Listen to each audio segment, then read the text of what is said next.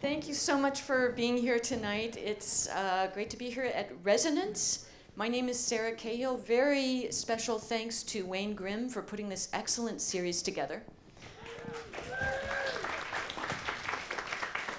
And I see lots of musicians, really terrific musicians in the audience, so that's a great pleasure.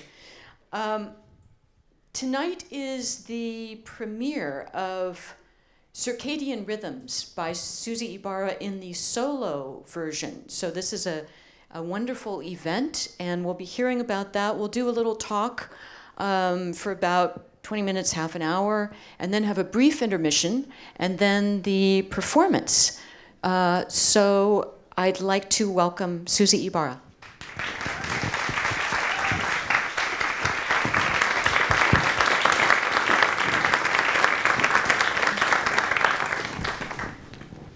It's great to meet you.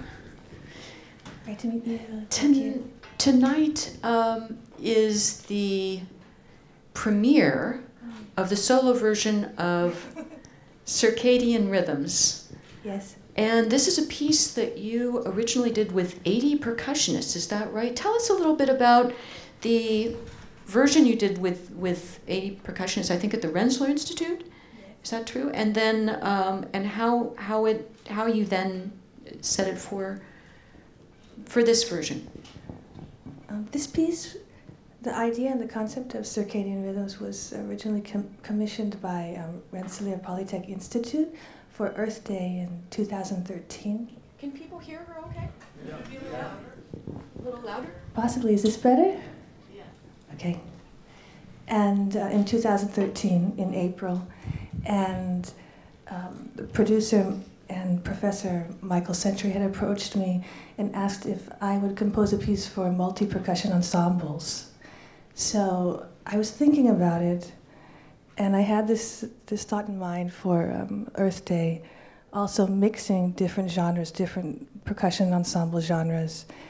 And he wanted it also to be collegiate, as well as we had a high school marching band, I had Afro-Cuban ensemble, 2 new music ensembles, I had a Philippine Kulintang ensemble, West African Guinea drummers, 8 soloists, and tabla, North Indian, some music. I'm trying to think. Taiko. I had Taiko ensemble, Big Thunder in that.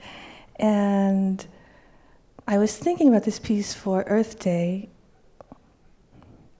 and I started to think about all of us as species, not just human beings, and which is something I keep thinking about, how I've been very biased in making music for human beings for a long time, that I'm interested in making music for other species too.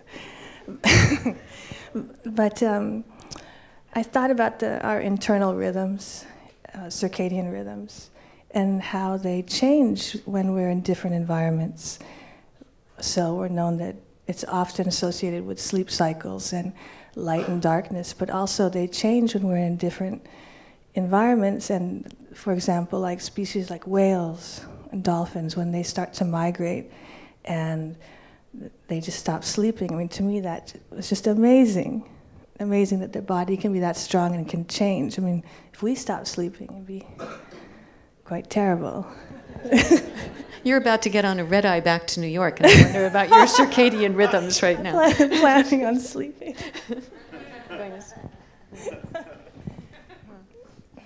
And we should mention that these sounds. We should mention that these sounds come from the Macaulay Library at Cornell. Yes, all of the animal and bird sounds that are the field recordings that you'll hear tonight with the piece are from the Macaulay Library of Cornell. And they have some of the most amazing, and I think largest collection, particularly for birds. Maybe actually we can hear 1 or 2 of the sounds of the animal. Yes, so this sounds. is in 7 movements. And Wayne, are you there? Okay. I think this is, let me get this right, beginning of the 5th movement. This is the North American black bear.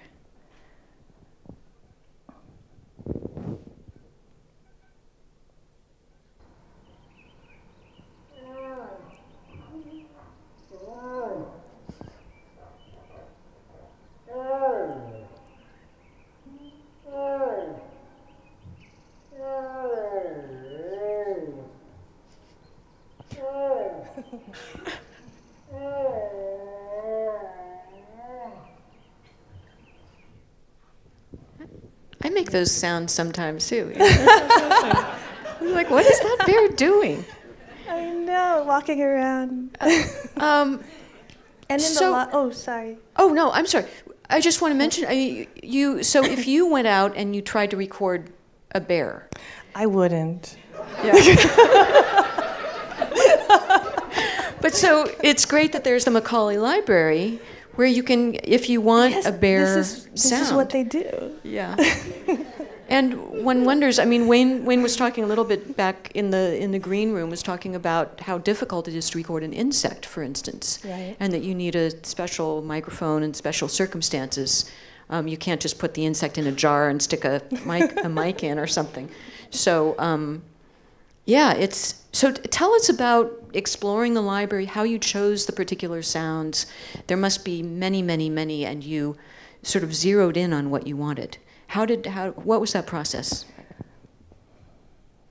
It was the landscape environment that I was building for each movement, and then it was also regional. So I won't give everything away, but perhaps I should tell you a little bit about how it's structured so that when you hear it, you can imagine it instead of thinking, if you didn't know that was the North American black bear, what would you think that was? So there's an ocean environment where we have orcas, whales, cetacean, dolphins. There is waterfowl, different, about 5 or 6 species of waterfowl from North India. And we've got some macaques, monkeys, from Japan. And a series of there's an environment that I built from Southeast Asian birds and animals that are taken probably from the Philippines and Indonesia and I'm spacing it out, Malaysia. And let's see, what else do we have? We have some West African sounds, which there might be a few animals that come up and surprise you. You may not know it so literally, but it could be, elephants walking or certain tigers to a lot of the beautiful birds. And also some from the Caribbean, like mongoose and goldfinches. So they're kind of environmental places that I've constructed. So you've structured this piece according to sort of geography and types of animals? And also, the animals and the birds, they are regional, but it's also creating the landscape environment of what that sound would be. Let's listen to one other sound. What did we choose? Bat? That's right. It's from Southeast Asia. Some bats.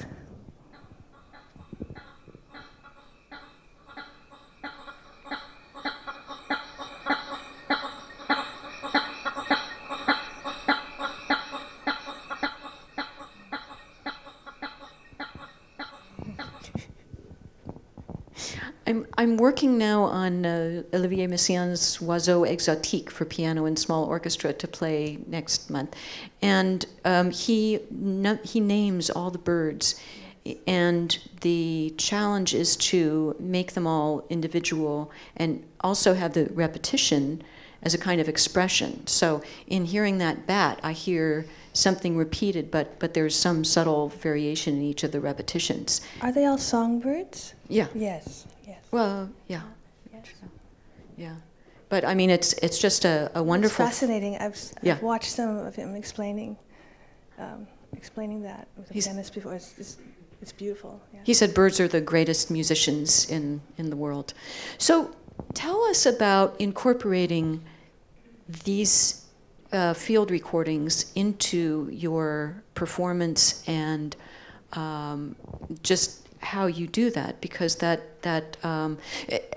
name circadian rhythms, I wonder if the rhythm part of circadian rhythm, how that extends to the rhythms of what you're doing. Right, and also since I'm playing a solo piece, it's more abstracted. Conceptually, it's more abstracted, where it was very composed and for the 8 ensembles in the larger work. So it is different. Uh-huh. Yeah. When you say abstracted, do you mean more improvised than notated? Mixed, yeah. I do have a lot of improvisation in it. Yes. Oh. Yeah, but that would be me as a soloist. Yeah. So how does that work? Are you listening to the sounds you're hearing? How? Tell us about the process of interacting with the field recordings. So the field recordings are set up in 7 movements, but I also composed 7 pieces. But since I'm playing as a soloist, instead of a large ensemble and 8 soloists or so, I'm taking certain motifs, certain, and I'm abstracting and playing on that. So it really does become a new piece, in very much. It really does become a new piece. Yeah. But I'm informed by both structures, both the field recordings and the composition. How has it been to be working with the Meyer constellation system here? You've been working here for a couple of days, I think. We did our tech. I ran it twice yesterday, and Wayne was sound designer. Wayne Grimm was. We had spoken about it earlier. I sent him the sounds earlier to work and to creatively try these environments. Which sounds would move well, and which sounded better static, and also it's such an intimate space with the system right here. You really can hear very well. Well, it felt really natural to play in the space. Let's talk a little bit more about circadian rhythms and what fascinates you about them. And any specific animals?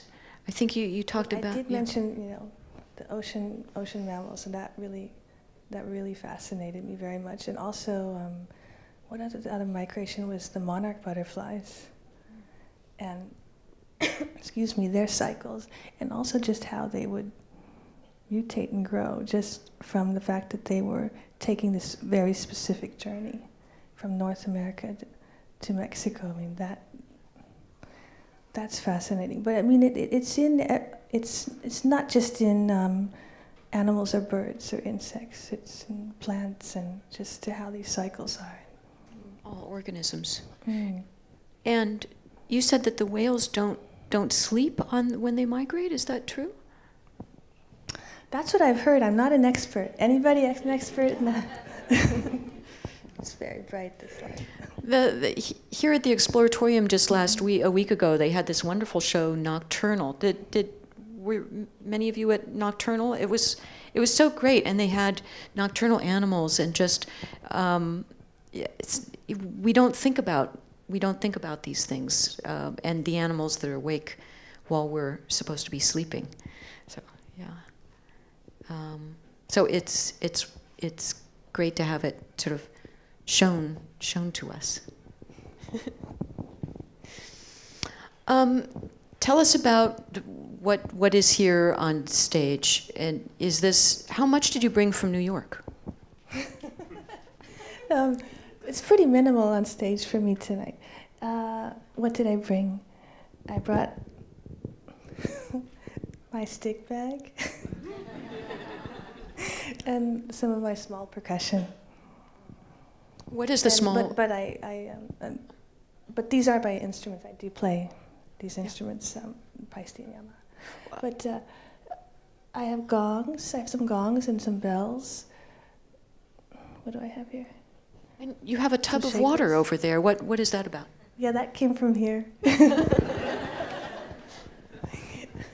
And do I have to give everything away, Sarah? No, don't give everything away. But just maybe I do have water. Okay. And you have a sheet of paper there, and what's on the sheet of paper on the music stand? Oh, it's a sequence, so that I can remember this, because it's a lot of notes. I don't have all the notes on the page. I just have the sequence, so I can remember the parts, because it's a lot of notes. It's a lot of music on top of the sequence of field recordings, so just to keep the sequence there. Is this the sequence of the movements, the structure of the piece? Is there ever an issue of balance with the field recordings and your percussion? Yes, because it's very present in here. So we were working with that, how to balance that, and when is the time when we're inside and we're immersed inside the recordings, when's the time that I might come out and be a little more overpowering on top of it. I think there's some local percussionists in the audience, and I wonder if they have questions for Susie, or non-percussionists. Yes. So, Hi. I understand it, circadian rhythms are like biorhythms, right?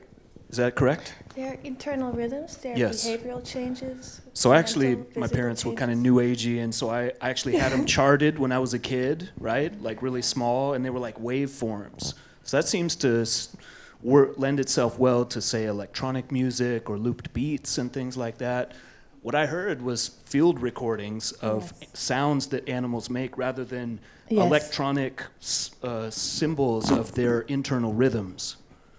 So I don't want you to give anything away of what's going to happen. I was just noticing a contrast between the organic sounds that a creature makes versus their internal rhythms and sleep cycles and 24-hour kind of internal rhythms. Right. So what you might hear won't be so literal, but the concept might come from it. Right? And so there's the concept of, in Indian music, there's ragas, which are like rhythms and tones for every time of the day. Have you taken that into account in your structure? In the large ensemble work, I had a tabla soloist, actually, with the waterfowl. Yeah, that we did move, and maybe 14 from a new music ensemble, doing tintal and counting certain things, Right. and how they would do that with certain instruments, smaller Was it instruments. associated with an element or a certain time of the day? Was that part of the... Some of it with some of the birds and stuff, and how it's Excellent. kind of, yeah. That was an interesting question. Yeah. Another question? I can't see anybody. No? There's one. Yes? Yeah. Yeah. I think.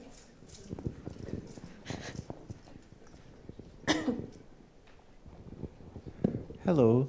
Hi, I can't see you. Hi. I know I'm in the dark. Your drumming is always super melodic, and I wonder how you. It seems to me frightening. If I were a drummer, I'm not a drummer. Okay. But Are I you would a be. musician? Yes. Okay. But I would be frightened to veer away from the pure rhythmic view, but you always seem to do it with confidence, but also with humility. And I wondered if you could tell us about how you... Also with what? Humility. Oh. You're always listening for new... I've always loved your music. So you're always listening for new ways to be rhythmic, but also melodic. And I wondered if you could tell us how you get that balance. I think you can only be who you are. And you can refine things, you can work on things really, really well. Just like one of my first drum teachers was saying, oh, if you practice this way, you'll become ambidextrous. I never became ambidextrous. And as a percussionist, you really have to try for that, but I never became... My father is pretty ambidextrous in some ways, but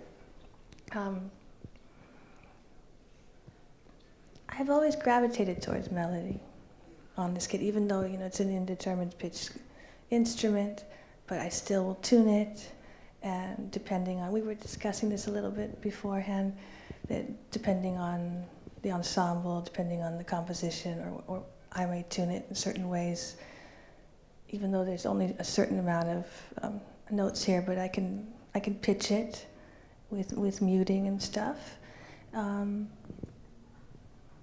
I also just really think that rhythm is, when you're playing, it's like an ensemble.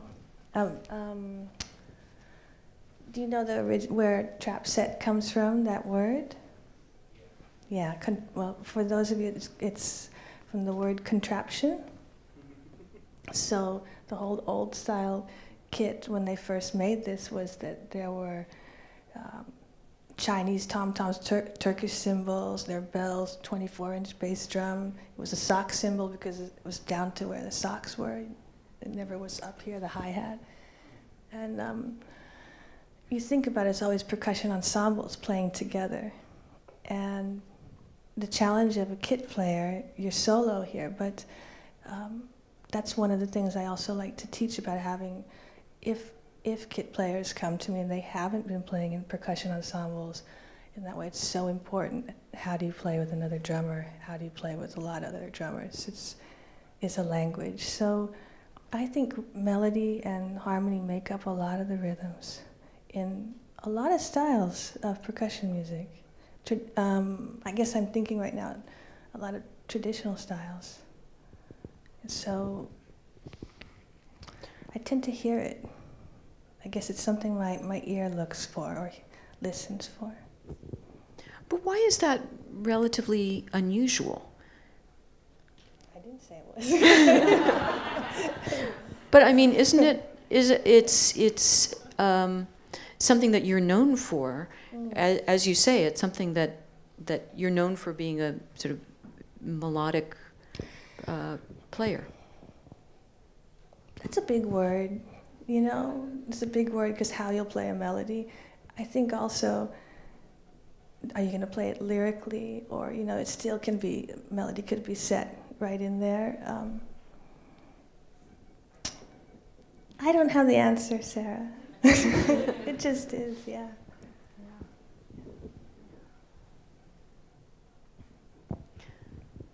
Well, maybe we'll take a little break and come back with your performance. Looking forward to it very much. Thank you.